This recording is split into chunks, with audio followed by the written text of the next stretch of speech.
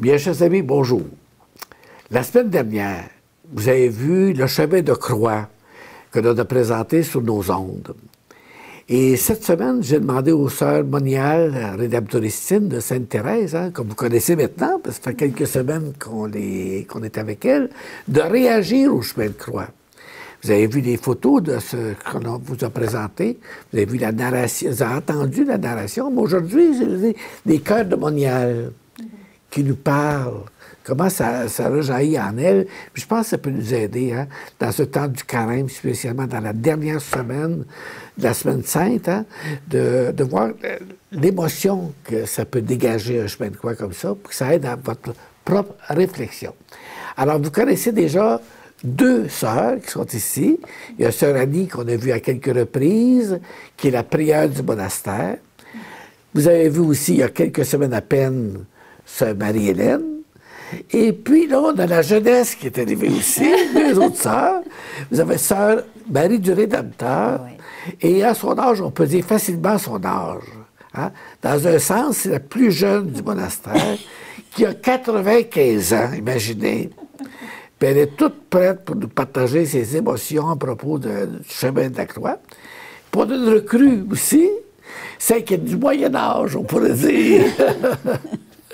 Alors, c'est sœur Marie du Sacré-Cœur. Alors, bienvenue à toutes les quatre. Et on va commencer les commentaires du chemin de la croix. Sœur Marie du Rédempteur a choisi trois styles de photos. Hein? Alors, dites-moi donc la première que vous avez choisi. C'est Simon de Cyrène. Pourquoi vous choisissez Simon de Cyrène? Parce que c'est quelque chose qui m'a intriguée oui. Au premier abord. Et comme il a aidé Jésus à porter sa croix, j'ai trouvé que c'était quelque chose qui faisait partie du chemin de croix, puis c'était important. Oui, parfait, merci beaucoup. Et vous avez choisi aussi Véronique. Ah oui. Pourquoi Véronique? Ah, Véronique, elle essuyait le visage de Jésus. Ça, je trouve ça très émouvant. Parce que le linge, le visage de Jésus était imprimé sur le linge. Alors, c'est un morceau de linge qu'aujourd'hui, même encore aujourd'hui, on peut voir, qui a été conservé. Alors, je trouvais ça extraordinaire. Mm-hmm. Et puis, vous avez choisi aussi des photos de Jésus en croix. Ah, bien, Jésus en croix, c'est l'apothéose. Oui. C'est qu'est-ce qu'il y a de plus grand. Oui. Et ça, il a donné sa vie pour nous. Alors, ça, c'est quelque chose d'inoubliable. C'est quelque chose qui va toujours durer pendant encore des siècles et des siècles. C'est quelque chose qui nous a sauvés. Alors, c'est quelque chose de très important pour nous, chrétiens. Et puis, je trouve ça beau que vous disiez ça à votre âge, Marie du Rédempteur, parce qu'à 95 ans, après toutes ces années comme moniale rédemptoristine, mais la croix, c'est au cœur du mystère de la rédemption. Ah ben, absolument. Et je trouve que pendant toutes ces années, vous avez dû méditer souvent sur le mystère de la rédemption. Oh oui, puis on écrit là-dessus. J'ai écrit là-dessus. J'ai fait des poésies là-dessus. C'est vrai? Ah, la croix, ça, c'est qu'est-ce qu'il y a de plus grand. C'est beau. Vous avez écrit là-dessus aussi? Oui. Ah, ben, c'est bien. On trouvera l'occasion de présenter ça aussi. Oh, mon Dieu! Alors, merci beaucoup, Sœur Marie du Rédempteur. Gardez votre jeunesse. Merci. Simon de Cyrène aide Jésus à porter sa croix. Ô Jésus, reste avec moi parce que je suis faible et que j'ai besoin de ta force pour ne pas tomber si souvent. Contemplons avec le cœur douloureux de Marie l'épaule meurtrie de Jésus. Véronique essuie le visage de Jésus. Ô Jésus, reste avec moi, car il est nécessaire de t'avoir toujours présent pour ne pas t'oublier. Contemplons avec Notre-Dame des douleurs la sainte face de Jésus. Jésus crucifié meurt sur la croix. Reste avec moi, Jésus, parce que, si pauvre que soit mon âme, elle désire être pour toi un lieu de consolation et d'amour.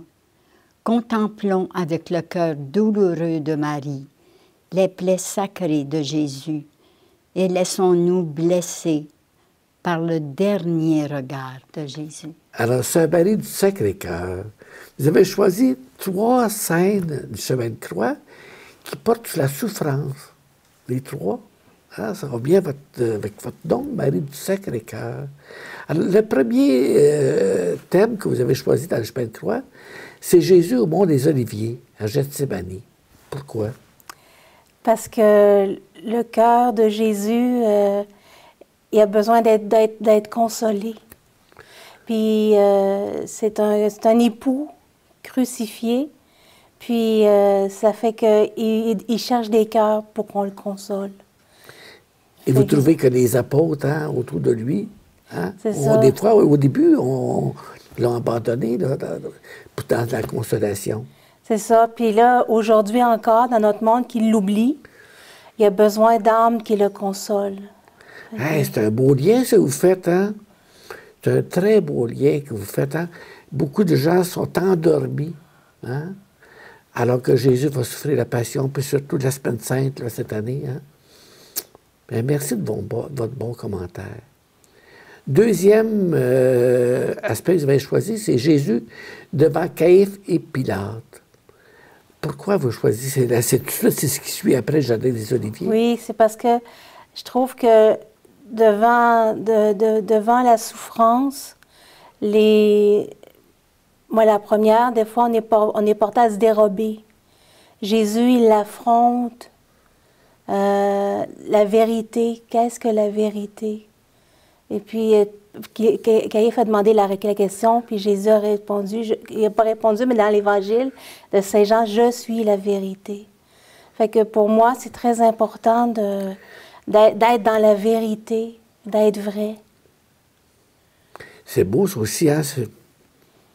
C'est vrai que vous avez déjà médité ça, hein, parce que ça sort tout de suite du cœur, là. Et on rappelle que Jésus était conduit dans Caïphe qui était le grand prêtre, hein, et qui ne trouvait pas de motif de condamnation à Jésus. Hein? Et c'est là que Jésus lui répond, hein, à la question « Qu'est-ce que la vérité? » Je suis la vérité. Hein? Dans un monde actuel, hein, où on cherche de toutes les manières toutes sortes de théories, hein, d'ésotérisme, de toutes sortes de choses, mais Jésus est la vérité. Et Pilate, lui, qu'est-ce que vous diriez sur Pilate? Moi, ce que je dirais sur Pilate, c'est que il pile sur sa conscience, comme beaucoup de gens aujourd'hui le font. Il tait sa conscience. Dans son cœur, il sentait que Jésus il était innocent, mais par peur, pour sauver sa face, comme on dit. Oui. Fait que moi, je me dis encore la vérité. Fait qu'il faut avoir le courage de la vérité aujourd'hui. Puis c'est pas facile dans notre monde aujourd'hui, parce que c'est la surface, la vérité. La vérité, hein, parce qu'il était porté à choisir Barabbas. Hein? Il était surpris même quand on a choisi Barabbas au lieu de Jésus. Hein? Et puis, c'est pour ça qu'au sommet de la croix, il a fait écrire, hein, « Celui-ci est le roi des Juifs ». Alors, merci pour votre lien que vous faites avec la société actuelle, contemporaine. Et la troisième photo que vous avez choisie, scène que vous avez choisie, c'est le portement de la croix. C'est au cours de la souffrance et la suite. Jésus était condamné par Pilate à porter sa croix. Moi, j'ai choisi cette scène-là parce que c'est notre vie quotidienne de porter notre croix. Puis j'aime beaucoup la petite histoire de quelqu'un qui dit à Jésus, ma croix est trop lourde. Ben, il dit, je choisis 3 en une. Ben, il en a essayé plusieurs. Puis là, il revient puis il dit, je vais prendre celle-là. Mais c'est ta croix que tu avais. Fait qu'elle est à notre mesure, la croix. Mais elle nous dépasse tout le temps. Mais en même temps, c'est que Jésus la porte avec nous. C'est ça qui est très important. On n'est pas seul à la porter. C'est beau, hein, parce que cette année, justement, c'est l'année, le jubilé de l'espérance. Hein? Jésus nous aide à porter chacun de nos croix. Alors, dans le fond, la résurrection va venir être un beau signe d'espérance. Et pendant que c'est vous qui avez la parole, je me permets de vous remercier, vous féliciter, parce que vous êtes dans un monastère. Dans un monastère, on dirait que vous êtes coupé du monde. Mais dans vos propos, je vois que chacune des stations que vous avez commentées était en lien avec ce que vit le monde actuel. Merci beaucoup.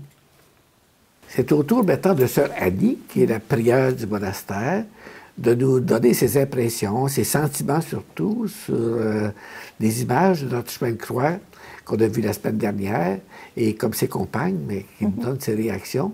Et Sœur Annie a choisi 4 thèmes importants.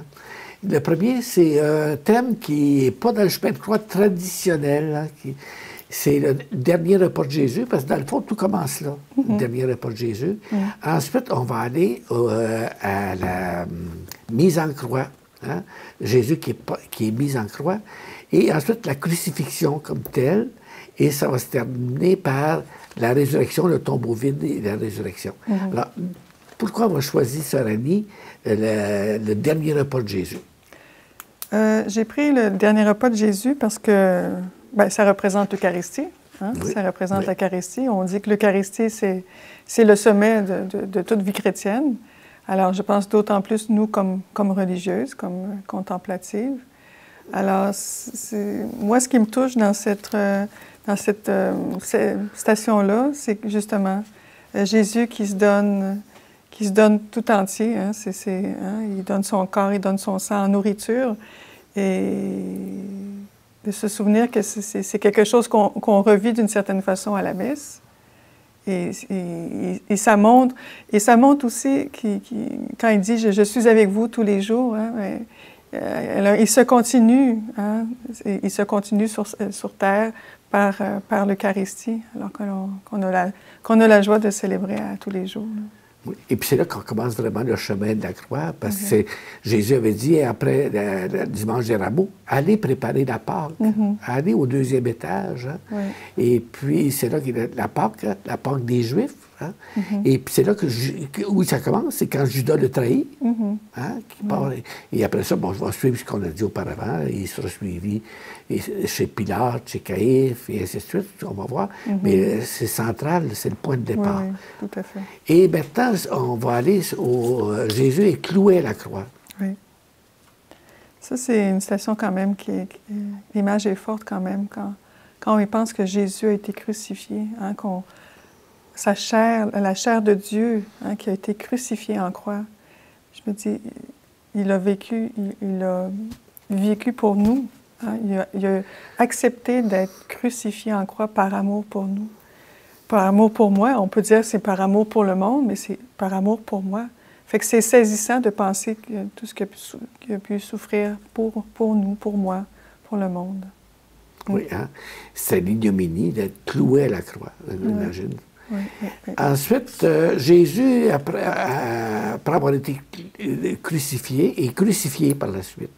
Jésus est mis en croix et il y a 2 larrons, hein? Oui, tout à fait. Qui sont un à côté de l'autre. Tu as choisi celle-là aussi? Oui, j'ai choisi Jésus accompagné justement des 2 larrons parce que, on sait, hein, il y a un larron qui blasphème, qui crie contre le Seigneur, puis l'autre qui justement, lui, Seigneur, ne m'oublie pas, hein, je veux dire, quand tu seras dans ton royaume. J'ai dit que c'est un peu de nous, un peu chacun de nous. Hein. Alors oui, d'une certaine façon, des fois, on peut être un mauvais larron dans le sens qu'on n'accepte pas toujours ce que Jésus veut faire dans notre vie. Puis d'un autre côté, bien, on crie vers lui pour dire, Seigneur, souviens-toi de moi quand tu seras dans ton royaume. Alors c'est apaisant, il me semble que c'est réconfortant de savoir que malgré nos faiblesses, malgré nos pauvretés, si on crie vers lui, il nous exauce. Et puis Jésus, vous savez que j'ai écouté dernièrement un beau commentaire. Hein? Le bon larron, à qui demande pardon à Jésus, Jésus lui dit, aujourd'hui même, tu seras avec moi dans le paradis. Et ça en fait le premier saint canonisé par Jésus lui-même. Hein, le premier saint, c'est le bon larron. Oui. On ne pense pas à ça souvent. Non, c'est vrai. Aujourd'hui, ça prend toutes les procédures que vous connaissez. Oui, oui. Mais le bon larron a été canonisé directement. Oui, c'est encourageant pour nous. C'est vrai, hein? C'est encourageant pour nous. C'est vrai, le bon larron, c'est le ça. premier saint. Oui. Et ensuite, Jésus est crucifié lui-même. Hein? Jésus est mort sur la croix. Oui. Qu'est-ce que tu pourrais nous dire sur ça? Mais c'est ça, un peu comme je disais peut-être tantôt, c'est ça. Jésus est crucifié. Alors, les clous, c'est des clous d'amour quand même, parce qu'il se laisse, il accepte d'être crucifié. Hein? Comme Dieu, il aurait pu faire toutes sortes de choses pour empêcher ça. Mais non, il accepte que son amour aille jusqu'au bout, jusqu'à se laisser crucifier. Alors, quand on s'y arrête, c'est vraiment touchant de voir un Dieu qui s'est fait homme, avec tant d'amour pour nous. Et puis on va passer à la dernière scène, hein, qui est vraiment la dernière scène du chemin de la croix, c'est la résurrection. La résurrection, hein, au début, hein, on s'aperçoit de la résurrection parce que le tombeau est vide. Hein? Il n'y a plus personne. Et l'ange lui dit, il n'est pas ici, il n'est plus ici, il est ailleurs. Hein? Il est déjà rendu à Galilée. Ensuite, Jésus qui se montre, hein, ressuscité. Et Jésus qui se montre, par exemple, au premier, là, entre autres les saintes femmes. Tu as choisi ça? Pourquoi? Parce que je dirais que c'est ce à quoi on est appelé. Je dirais, le Seigneur, hein, c'est ce qu'il veut nous faire vivre de sa vie. Et puis, puis déjà, dès maintenant, on est à vivre comme enfant de Dieu, comme ressuscité, parce que cette résurrection-là, il l'a vécu pour nous. Alors, c'est plein d'espérance aussi. Moi, je me dis que c'est quelque chose qui me fait vivre de l'espérance, justement, de ce qui nous attend. Là. Puis que le Seigneur nous invite à vivre présentement déjà en ressuscité. En ressuscité, puis qui peut nous apparaître chacun dans notre expérience de Jésus. Hein, bien sûr. Que Jésus vit encore, et c'est le mystère central de la rédemption. Aussi. La mort et la résurrection. Exact, oui. Alors, merci, Sœur Annie. Ça fait plaisir. Et maintenant, on a demandé à Sœur Marie-Hélène de commenter 3 aspects aussi du chemin de croix. Ce sont les femmes en général, les saintes femmes de Jérusalem, Marie, et puis les apparitions en dernier aux saintes femmes de Jérusalem aussi. Alors, donc c'est Jésus plutôt là, qui est descendu dans les bras de Marie à la fin, qu'on appelle la Pietà. Alors, ça, Marie-Hélène, c'est quoi tes premières impressions de Marie qui rencontre son fils Jésus sur le chemin de la croix? Eh bien, dans son regard, dans les 2 regards qui s'échangent, il y a une immense douleur que je peux voir à première vue. Marie a reçu les promesses que Jésus est fils de Dieu et qui va régner en roi. Donc, elle, ça demande une grande foi, une foi inébranlable pour Marie, de voir Jésus dans cet état. Et Marie, elle sait que ce sont nos péchés que son Fils porte. Et son cœur de mère doit être bouleversé. Oui. Maintenant, on peut parler de... Marie était accompagnée des saintes femmes, oui, hein, de Jérusalem qui accompagnent Jésus. Qu'est-ce que ça te dit, cette photo-là aussi? Dans les saintes femmes, là, je vois toutes les femmes aujourd'hui, toutes les femmes qui pleurent un être cher, leur enfant.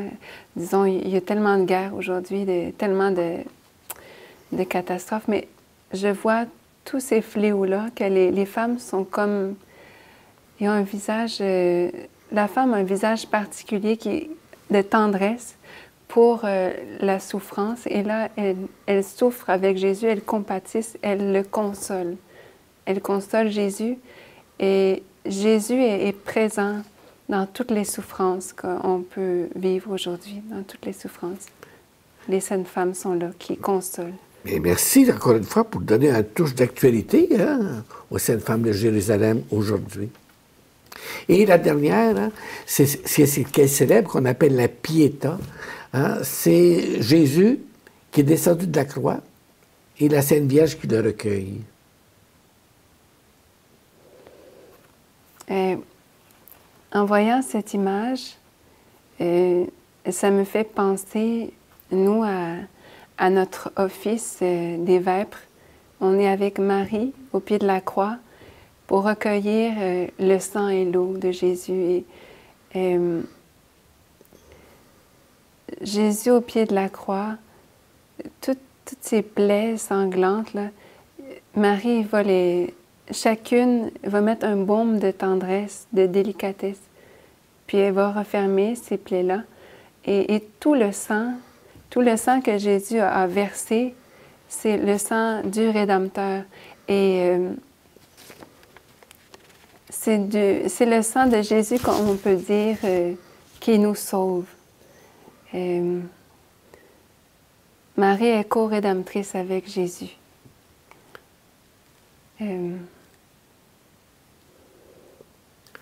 C'est beau ça, Marie-Hélène. Je sais que des fois, hein, que sortir des sentiments, hein, c'est important. Tu as réussi très bien à nous rendre justement cette émotion en dernier, spécialement dans cette semaine qu'on dit la Semaine Sainte. Alors, merci infiniment à toi aussi.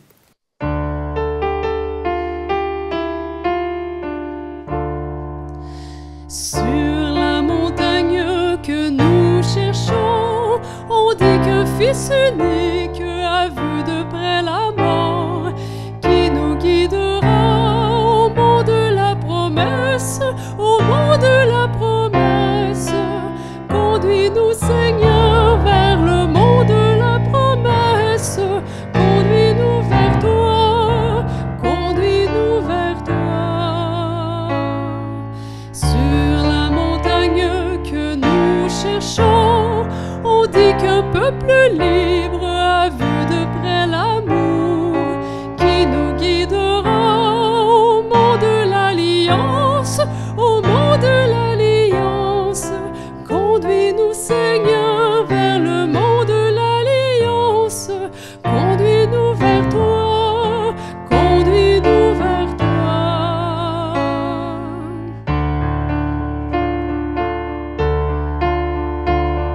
Sur la montagne que nous cherchons, on dit qu'un maître enseigne la route du bonheur, qui nous guidera au mont de l'évangile, au mont de l'évangile. Conduis-nous, Seigneur, vers le mont de l'évangile. Conduis-nous vers toi, conduis-nous vers toi. Sur la montagne que nous cherchons, on dit que se prépare la table de banquet, qui nous guidera au mont sans crépuscule, au mont sans crépuscule. Conduis-nous, Seigneur, vers le mont sans crépuscule. Conduis-nous vers toi, conduis-nous vers toi.